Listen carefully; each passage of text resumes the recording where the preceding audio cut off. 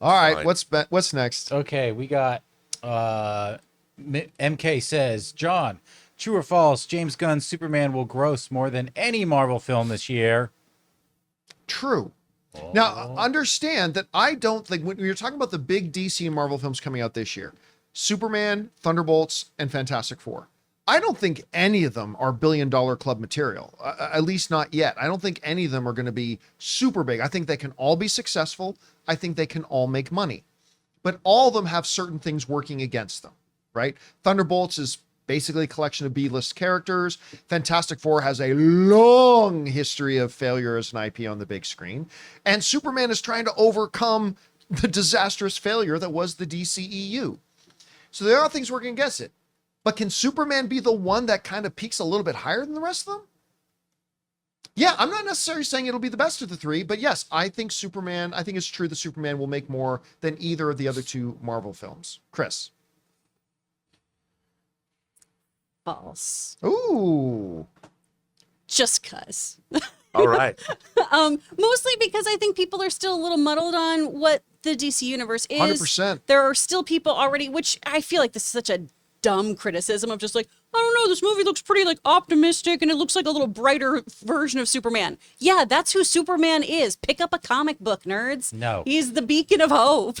But I feel like these other films just have a little bit more momentum behind it and a little less. And I know this is a loud but small group. There's just a lot of weird fans out there who want this movie to fail. I think there's And I not feel as like- many as you think I they think are. it's I a think they're small, just loud group. Yeah. Yeah. But I think they're just still, I loud. still think Marvel is probably going to pull forward just a little bigger. Rob, what about you? I think I'm gonna go true. I'm with you only because look, there's a lot that's been made of the fact that they showed a crypto scene to lead with this new, but I think people are kind of missing the point. It's not that it was a crypto scene. It's just that was a quick way to show the tone Yeah. of the movie, and to have crypto jumping over Superman. Now I'm now listening to, well, Superman can't be hurt. I mean, like, look, as my friend Jamie pointed out, if Superman's totally invulnerable, it's really hard to sympathize or have an audience identify with a character. Or have any tension or have any Yeah. excitement. Or Absolutely. Yeah, because there's no stakes. And I love that the movie is creating its own mythology, just like when John Byrne rebooted Superman after the Crisis on Infinite Earths. He added a lot of new things to it, and where he brought, it's not that Superman's depowered, but I love the idea that Superman can actually, like, he's not going to die, but he can be wounded and hurt. Yeah. And he needs a blast of radiation from the yellow sun to help him out. I liked all that. And I think if we have a movie, and I found it entertaining.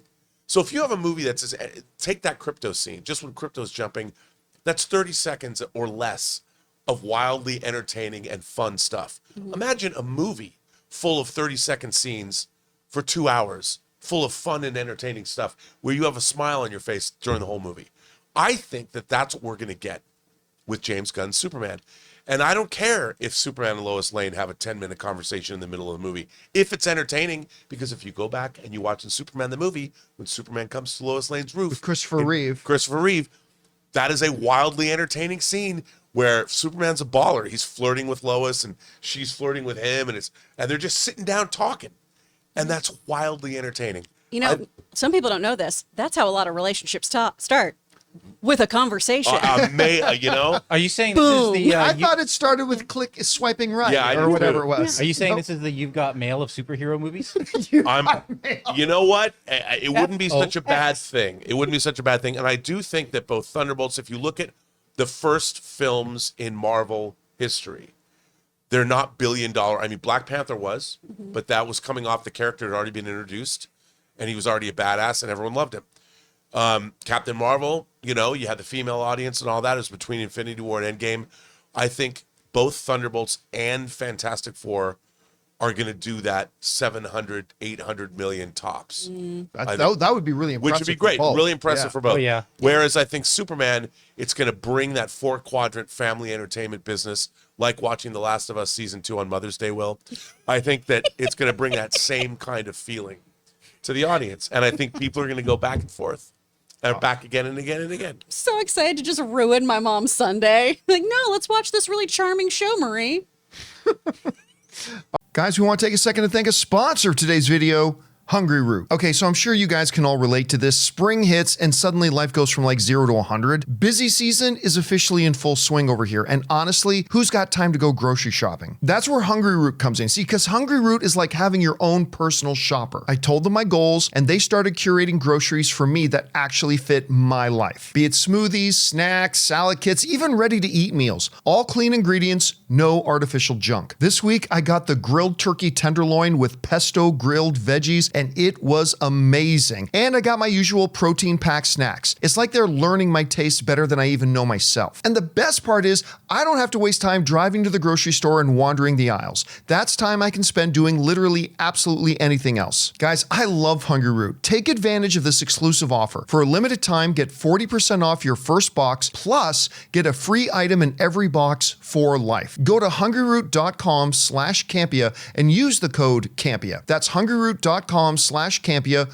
code Campea, to get 40% off your first box and a free item of your choice for life. hungryroot.com/Campea, code Campea. Hey guys, thanks so much for watching this video. Make sure you like the video, leave a comment, and subscribe to our channel. And don't forget, we have a daily podcast called the John Campea Show podcast, available on Apple Podcasts, Spotify, or your favorite podcasting app of choice. Go and subscribe to it today so it'll be there when you need it.